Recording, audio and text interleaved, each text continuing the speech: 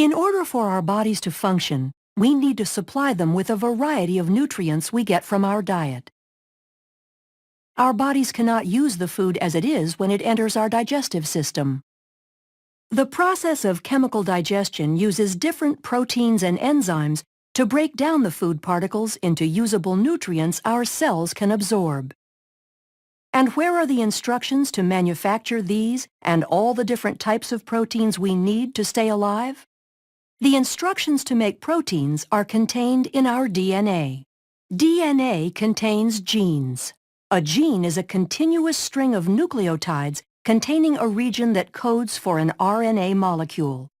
This region begins with a promoter and ends in a terminator. Genes also contain regulatory sequences that can be found near the promoter or at a more distant location. For some genes, the encoded RNA is used to synthesize a protein in a process called gene expression. For these genes, expression can be divided into two processes: transcription and translation. In eukaryotic cells, transcription occurs in the nucleus, where DNA is used as a template to make messenger RNA. Then in translation, which occurs in the cytoplasm of the cell, the information contained in the messenger RNA is used to make a polypeptide.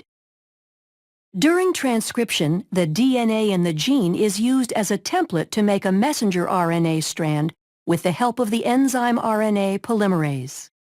This process occurs in 3 stages: initiation, elongation, and termination. During initiation, the promoter region of the gene functions as a recognition site for RNA polymerase to bind. This is where the majority of gene expression is controlled, by either permitting or blocking access to this site by the RNA polymerase. Binding causes the DNA double helix to unwind and open. Then during elongation, the RNA polymerase slides along the template DNA strand. As the complementary bases pair up, the RNA polymerase links nucleotides to the 3' end of the growing RNA molecule. Once the RNA polymerase reaches the terminator portion of the gene, the messenger RNA transcript is complete, and the RNA polymerase, the DNA strand, and the messenger RNA transcript dissociate from each other. The strand of messenger RNA that is made during transcription includes regions called exons that code for a protein, and non-coding sections called introns.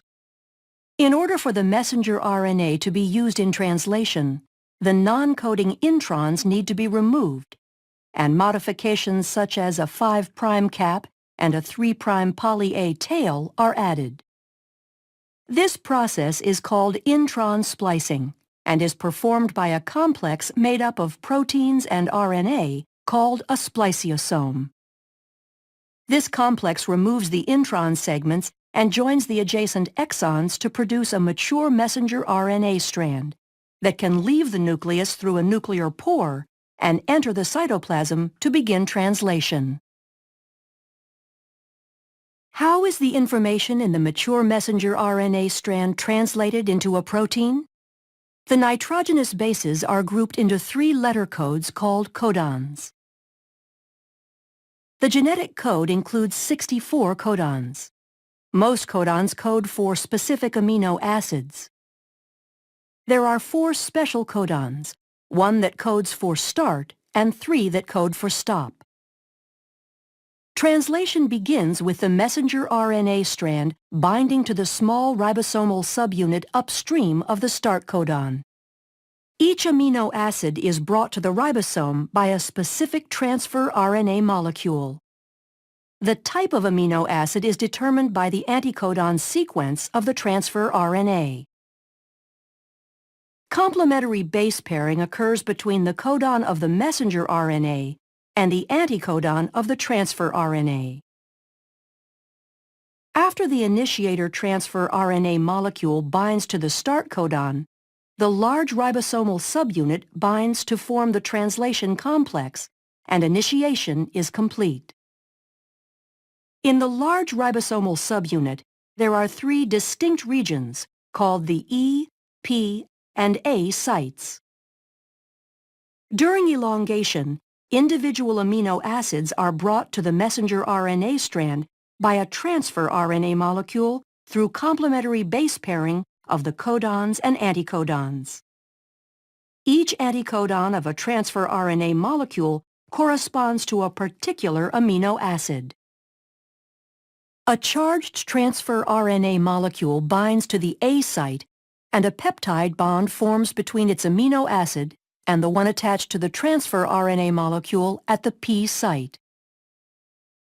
The complex slides down one codon to the right, where the now uncharged transfer RNA molecule exits from the E site, and the A site is open to accept the next transfer RNA molecule. Elongation will continue until a stop codon is reached. A release factor binds to the A site at a stop codon, and the polypeptide is released from the transfer RNA in the P site. The entire complex dissociates and can reassemble to begin the process again at initiation. The purpose of translation is to produce polypeptides quickly and accurately. After dissociation, the polypeptide may need to be modified before it is ready to function. Modifications take place in different organelles for different proteins. In order for a digestive enzyme to be secreted into the stomach or intestines, the polypeptide is translated into the endoplasmic reticulum, modified as it passes through the Golgi, then secreted using a vesicle through the plasma membrane of the cell into the lumen of the digestive tract. Proteins are needed for most physiological functions of the body to occur properly, such as breaking down food particles in digestion, and the processes of transcription and translation make the production of proteins possible.